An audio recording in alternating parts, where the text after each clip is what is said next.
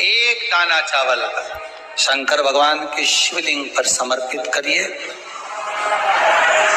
एक बेलपत्र जिसका डंडी का मुख अपनी ओर हो, जहां से चावल चढ़ाया है, उस चावल के ऊपर अपनी कामना कर रख दीजिए और चंद्रमौली भगवान का स्मरण करिए। कौन से भगवान? शंकर भगवान का सर्वश्रेष्ठ सुंदर नाम है चंद्रमौली। चंद्रमौली भगवान का स्मरण करिए। अपनी कामना कर बेलपत्र समर्पित कर शिव जी पर एक लोटा पानी, एक जल पात्र समर्पित करो, कलश से जल चढ़ा दीजिए। नैनों में वो जल लगाकर अपनी कामना कर वापस घर को आइए। अगली शरद पूर्णिमा आएगी, जो कामना करी है मेरा चंद्रमौली भोलेनाथ उसे पूर्ण कर ही देगा। शिव उपासना के लिए जितनी 12 महीने में पूर्णिमा पड़ती है, एक एक पूर्णिमा का व्याख्यान वर्णन करेंगे। आज तो कथा का महत्तम दिवस है, पहला दिवस है, तो हम उसको महत्व समझें कि पूर्णिमा का महत्व क्या है। हम उसका महत्व समझें कि शंकर और चंद्र का रिश्ता क्या है, संबंध क्या है।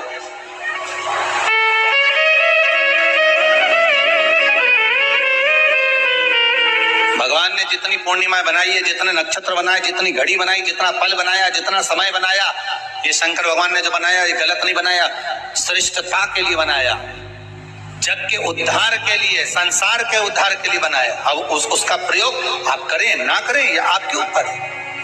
आप उसका प्रयोग कर रहे हैं ना कर रहे हैं आपके ऊपर।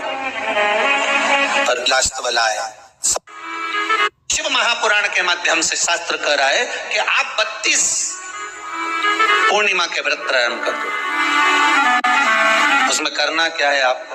केवल जिस दिन व्रत रहे, रात्रि के समय पर कोई भी मीठा कुछ भी सामग्री आप चंद्र की रोशनी में, चंद्र को अर्घ देने के बाद, पूजन करने के बाद उसको रखो, और वही सामग्री जो नशा कर रहा है उसको पूर्णिमा के दूसरे दिन उसको खिलाओ। आप धीरे धीरे खिलाना चालू करेंगे, जिस नशे में वो डूबा हुआ उस नशे से वो छूटना प्रारंभ हो जाएगा। 2 पूर्णिमा व्रत करके तो देखो, तीसरे में तुम्हें जरूरत ही नहीं पड़ेगी। धीरे धीरे आप वो छूटना प्रारंभ हो जाएगा। स्वयं भगवान कह रहे हैं, यशोदा मैया ने कन्हैया को रोक लिया कुरुक्षेत्र के उस मैदान में। शाम को प्रदोष काल के समय 4:30 बजे से 6 बजे के बीच में एक लोटा पानी, उसमें 5 बेलपत्र रखकर, एक कमलगट्टा डालकर भगवान चंद्रेश्वर महादेव के नाम से भगवान शंकर को चढ़ा दीजिए। आपकी जो कामना हो वो कामना कर चढ़ा, विनती करें चंद्रेश्वर महादेव को और निवेदन करें कि हमारा ये कार्य सफल हो। केवल पूर्णिमा के दिन चढ़ाइए।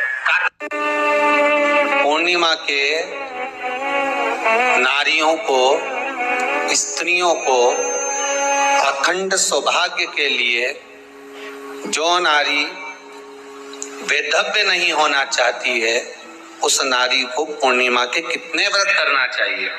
जिस नारी के यहाँ संतान नहीं हो, औलाद नहीं हो, उसको पूर्णिमा के कितने व्रत करना चाहिए। जिस नारी का पुत्र, पति बहुत बीमारी से ग्रसित हो, लग रहा हो कि ये मेरा बेटा बहुत बड़ी बीमारी में घिरा हुआ है, तो नारी को कितने व्रत करना चाहिए। स्वयं भगवान कृष्ण ने माता यशोदा को द्वापर में भी बताया है कि पूर्णिमा के 32 व्रत होते हैं। कितने व्रत होते हैं? 32।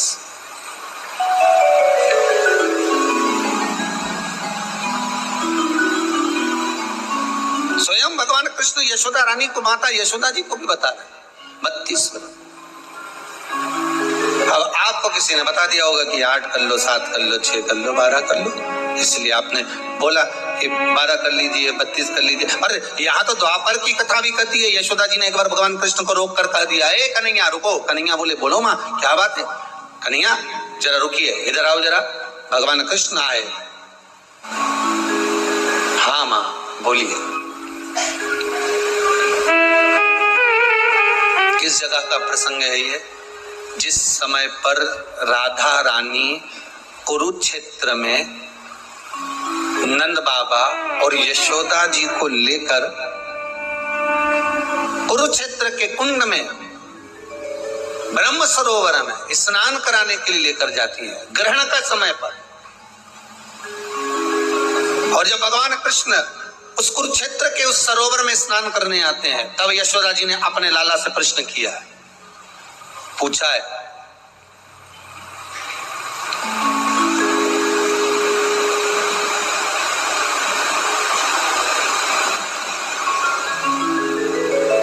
कि नारी वेधव्य होकर ना मरे।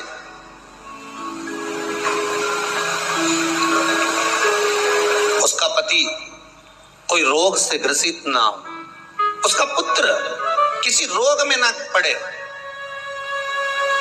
अरे भाई, कितना सुंदर संवाद लिखा है। अगर किसी माता का पुत्र मान लो किसी नशे में डूबा हुआ है, कोई नशा कर रहा है और गलत नशा है, आपको लग रहा है कि ये नशे में डूबा हुआ है, आपको लग रहा है कि ये गलत जगह पर डूब गया है, आपको लग रहा है कि मदिरापान में, मांसाहार में या अधिक गांजा आदि का जो भी नशे होते हैं, जितने भी नशे, उसमें डूब चुका है। और माँ उसको समझा रही है, तू नशे में मत डूब, तू इस काम को मत कर। माँ उसको समझा कर हार गई। तो मेरा माताओं से निवेदन है, आप उसको समझाना बंद कर दो, एक काम करना प्रारंभ कर दीजिए। हमें जो शिव महापुराण के माध्यम से शास्त्र कह रहा है कि आप 32 पूर्णिमा के व्रत प्रारंभ कर दो। उसमें करना क्या है आपको? केवल जिस दिन व्रत रहे, रात्रि के समय पर कोई भी मीठा, कुछ भी सामग्री आप चंद्र की रोशनी में, चंद्र को अर्घ देने के बाद, पूजन करने के बाद उसको रखो, और वही सामग्री जो नशा कर रहा है उसको पूर्णिमा के दूसरे दिन उसको खिलाओ। आप धीरे धीरे खिलाना चालू करेंगे, जिस नशे में वो डूबा हुआ है उस नशे से वो छूटना प्रारंभ हो जाएगा। 2 पूर्णिमा व्रत करके तो देखो, तीसरे में तुम्हें जरूरत ही नहीं पड़ेगी। धीरे धीरे आप वो छूटना प्रारंभ हो जाएगा। स्वयं भगवान कर रहे हैं। यशोदा मैया ने कन्हैया को रोक लिया कुरुक्षेत्र के उस मैदान में, और भगवान कृष्ण का दर्शन माता यशोदा जी करी। बहुत दिनों के बाद माँ को, आज माता यशोदा को लाला का दर्शन हुआ, बहुत समय के बाद, जाने के बाद, बहुत समय के बाद।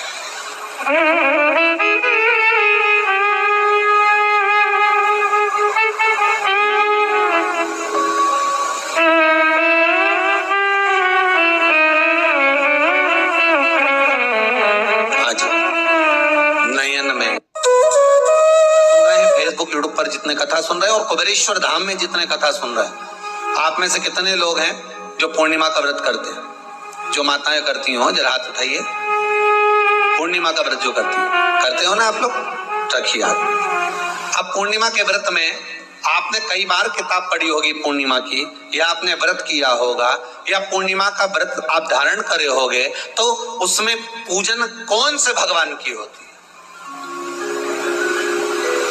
पूर्णिमा के व्रत में किस भगवान की पूजन होती है? तो कहा पूर्णिमा के व्रत में केले के खंभ लगाकर पूर्णिमा का जो अध्यापन होता है, पूर्णिमा की जो पूजन होती है, उस पूजन में शंकर और पार्वती की पूजन की जाती है। शिव और नारायण की पूजन करी जाती है, शंकर और पार्वती का स्मरण किया जाता है। किसकी पूजन होती है? शिव पार्वती।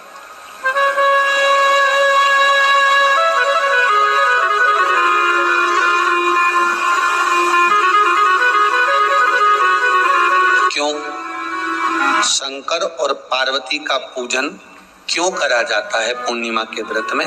क्योंकि शिव और माता पार्वती ही केवल एक ऐसे हैं जिन्होंने अपूर्ण लक्ष्मी को भी पूर्ण बना दिया था।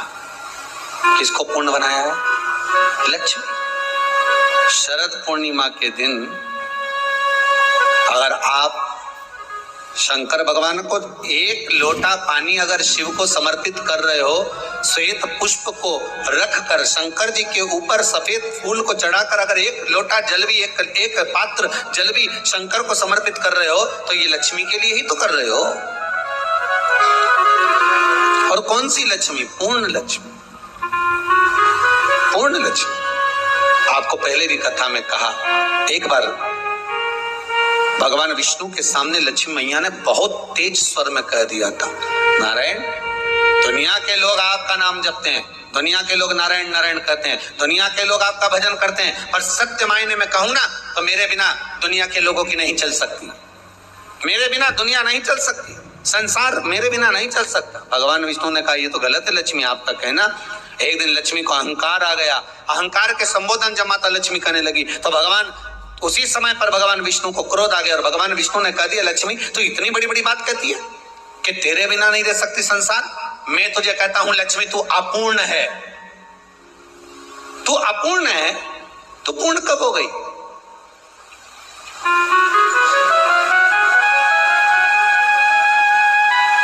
तेरी पूर्णता कहां हो गई? लक्ष्मी की आंख से आंसू बहने लगे। आज आपने मुझे अपूर्ण कहा है। आपको मालूम है आप मुझे अपूर्ण कह रहे हो? आपको ये ज्ञात हो रहा है आप मुझे अपूर्ण कह रहे हो?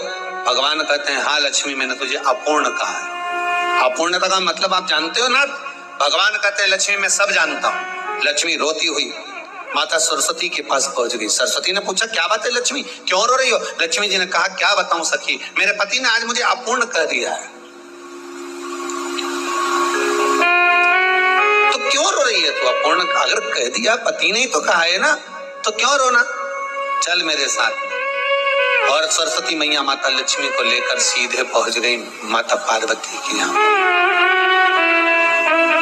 माता पार्वती के यहाँ जब पहुंची माता पार्वती जी ने लक्ष्मी जी को देखा और सरस्वती को देखा तो पूछा कि बात क्या है, क्या हो गया ऐसा,